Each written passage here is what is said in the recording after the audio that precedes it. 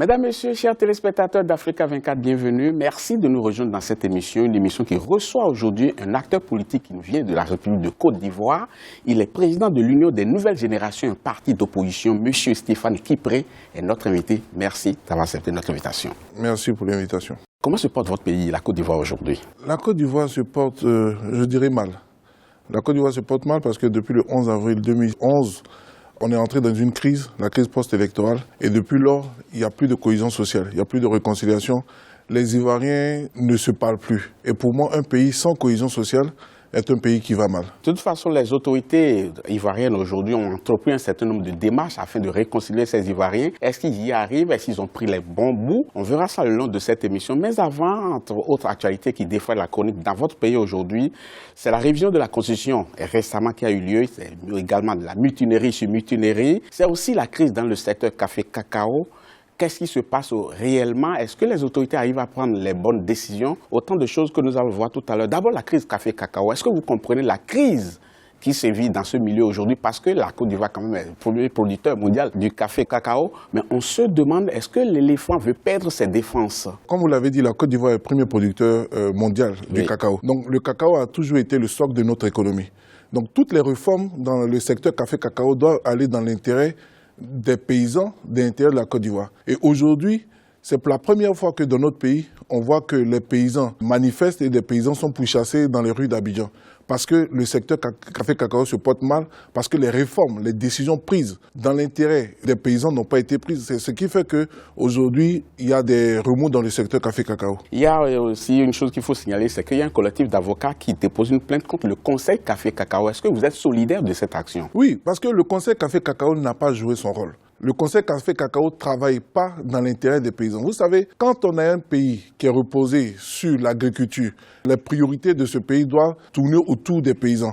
Et aujourd'hui, le secteur café-cacao, toutes les décisions qui ont été prises ne sont pas dans l'intérêt des paysans, mais plutôt dans l'intérêt des multinationales. Vous êtes sûr que c'est exactement cela ou bien les bonnes décisions sont prises et c'est l'exploitation, la mise en application de ces décisions-là qui ne vont pas dans le sens des producteurs? Oui, mais si les décisions sont prises et les décisions ne vont pas dans le sens des producteurs, ça veut dire que ce n'est pas les bonnes décisions. Nous devons défendre l'intérêt des paysans. Parce que ce sont ces paysans... Oui, mais c'est ce que tout le monde dit. Hein. Le gouvernement aussi dit qu'il défend l'intérêt des paysans. Les paysans, les associations ou bien des regroupements aussi disent faire la même chose. Mais à l'arrivée, on ne sait pas qui vraiment défend les intérêts des... Oui, mais regardons le coût du café-cacao. Oui. Aujourd'hui, payer le kilo de café-cacao à moins de 700 francs, cela voudrait dire qu'on ne va pas dans l'intérêt des paysans. Il ne s'agit pas d'annoncer des prix, disant que le cacao sera payé à 1000 francs CFA, à 1100 francs CFA et ne pas appliquer. Et aujourd'hui, je pense que le gouvernement travaille plus dans l'intérêt des multinationales que des paysans de Côte d'Ivoire, ce qui est regrettable. En tout cas, on verra comment ça va évoluer de ce côté. Mutinerie, c'est ce qu'on a observé en Côte d'Ivoire ces derniers mois. Comment est-ce que vous avez vécu cela? Je ne suis pas surpris. Parce que quand on arme, je dirais, des mercenaires pour venir déloger un pouvoir, on fait des promesses faramineuses. Et après, pensant que ces mercenaires-là n'ont pas entendu ces promesses, il est clair qu'à un moment donné, le couteau va se retourner contre le pouvoir. Donc vous y attendez? Nous avons toujours dit que armer des mercenaires et venir attaquer un pays n'était pas la solution. Et aujourd'hui, c'est ce qui se passe. Et pour moi, ces mutineries-là ne font que commencer. Et il n'est pas normal de pouvoir promettre de l'argent pour pouvoir régler ces problèmes. On ne fait que repousser ces problèmes-là. Mais est-ce que vous comprenez les revendications des mutins? Pour moi, déjà, je suis contre toute revendication par les armes. Mais je peux dire que ça dépend de ce que le pouvoir en place leur a dit lorsqu'ils venaient attaquer la Côte d'Ivoire en avril 2011. Donc, à partir du moment où vous faites des promesses, je pense qu'ils se doivent de pouvoir respecter leurs promesses. Donc, je ne peux pas dire que je comprends les revendications des mutés, mais ce que je ne comprends pas, et ce qui est en train de se passer aujourd'hui, c'est le couteau qui se retourne contre celui qui a armé. Mais en tout cas, aujourd'hui, on observe quand même un calme relatif. Je ne sais pas si c'est le calme avant la tempête. Est-ce que, selon vous, on a pris les bons bouts? Selon moi, on ne peut pas régler les problèmes seulement lorsqu'il y a des fusils. Vous voyez, il y a beaucoup de problèmes en Côte d'Ivoire. Mais quand il s'agit des mutins, quand on entend des coups de fusil, on promet 5 millions par-ci, 10 millions par-là, 12 millions par-là, sachant que la Côte d'Ivoire a des problèmes. Donc pour moi, je ne sais pas comment aujourd'hui la Côte d'Ivoire sera capable de pouvoir payer 12 millions à chaque fois qu'il y aura des... Il y a un début de paiement. Hein? Je crois que ça ne suit pas. Mais ce n'est pas une solution. On ne peut pas, à chaque fois qu'il y a des coups de fusil, répondre par des promesses d'argent. on ne fait que déplacer le problème. Et pour moi, le problème n'est pas véritablement réglé. Donc, selon vous, le gouvernement n'arrivera jamais à payer ce qu'il a promis et de la même manière, les mutins vont reprendre les armes. Mais ce n'est même pas normal de payer. Quand est-ce que le gouvernement va s'attaquer au problème des fonctionnaires? Les fonctionnaires aussi revendiquent. Ou bien parce qu'ils n'ont pas d'armes. Quand est-ce que le gouvernement va s'attaquer au problème des étudiants, des élèves et étudiants, des médecins, des paysans? Donc, payer parce qu'on a des armes, payer parce qu'on a utilisé des gens pour attaquer un pays, on ne règle pas les problèmes comme ça. Et je pense que le gouvernement a réglé le problème de la mauvaise manière. Mais selon vous, c'est quoi la solution? Il faut un dialogue politique inclusif avec les militaires.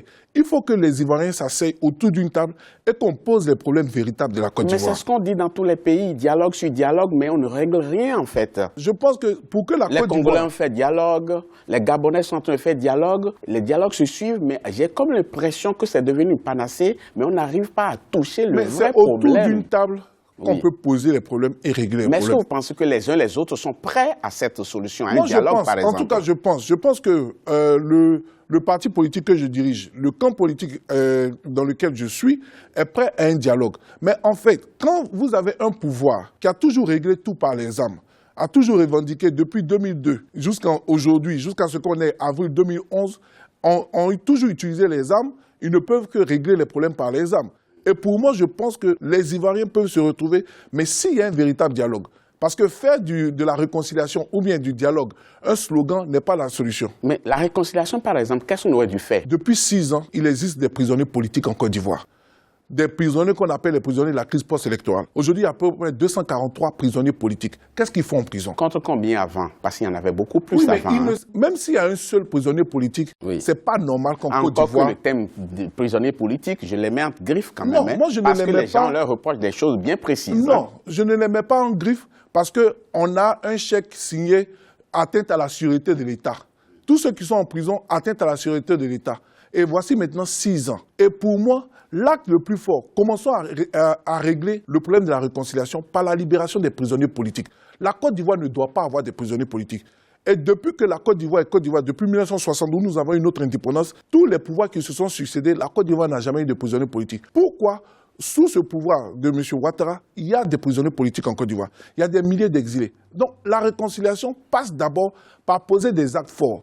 Et pour moi, c'est le plus fort qui tend la main au plus faible. Et le plus fort, c'est celui qui est au pouvoir aujourd'hui. Un autre sujet qui a défrayé la chronique, c'est la révision de la Constitution. Ça avait suscité beaucoup de tollé, un grand remous. Mais à l'arrivée, est-ce qu'on ne s'est pas fait peur pour rien? Je pense que la révision de la Constitution, moi personnellement, et au nom du parti que je dirige, on a toujours dit, on peut réviser une Constitution. Oui. On peut changer de Constitution. Mais pourquoi est-ce que vous avez lancé le mot d'ordre de boycott? Parce que les conditions n'étaient pas réunies. Oui. Parce que la loi de Côte d'Ivoire dit qu'il faut un collège électoral pour pouvoir réfléchir sur la Constitution et proposer.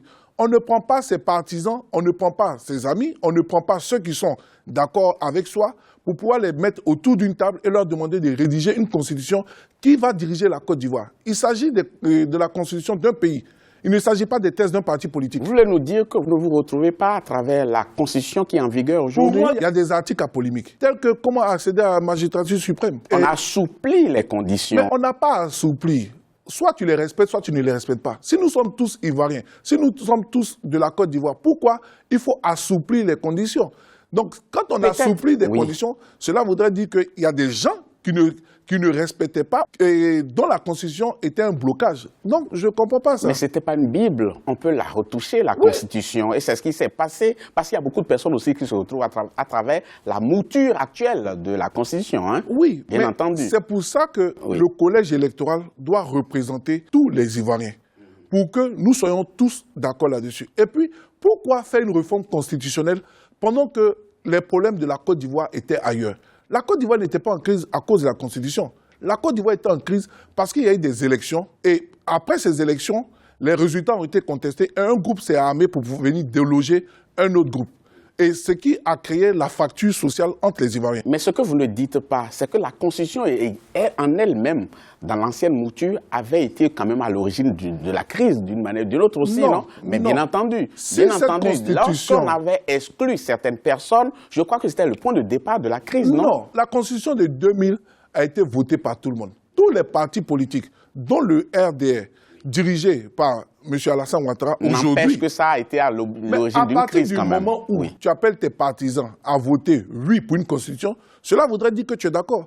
Donc pourquoi voter oui lorsque tu n'es pas d'accord? Donc pour moi, à partir du moment où cette constitution a été votée et tous les partis politiques étaient d'accord, nous sommes tombés d'accord sur la constitution, donc je ne vois pas où était le problème. Donc vous n'étiez pas d'accord avec le projet de constitution, votre parti, l'Union pour les nouvelles générations, avait appelé à boycotter ce projet, mais apparemment le chien aboyait, la caravane passait, la révision a été votée quand même. Est-ce qu'avec du recul, vous n'avez pas un petit pincement au cœur? Non, pas du tout. Du regret, j'allais dire même. Pas du tout. Je n'ai pas de regret.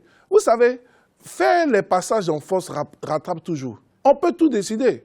Aujourd'hui, la Côte d'Ivoire est dirigée par des passages en force, mais un jour, cela rattrapera.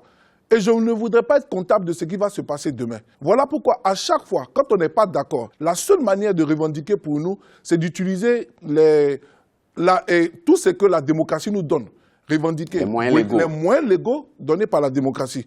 Donc, pour moi, si faire un passage en force et diriger avec ses partisans, contenter ses partisans était une solution, regardons la Côte d'Ivoire, nous allons apprécier. Monsieur Stéphane Kipré, nous allons marquer une pause dans cette émission et revenir parler de vous, de votre parti un peu plus en profondeur, et également de quelqu'un de très proche qui croupit quand même dans une prison à La Haye. Vous savez bien de qui je parle, chers téléspectateurs, ne partez surtout pas. On marque une pause et on vous retrouve dans quelques instants.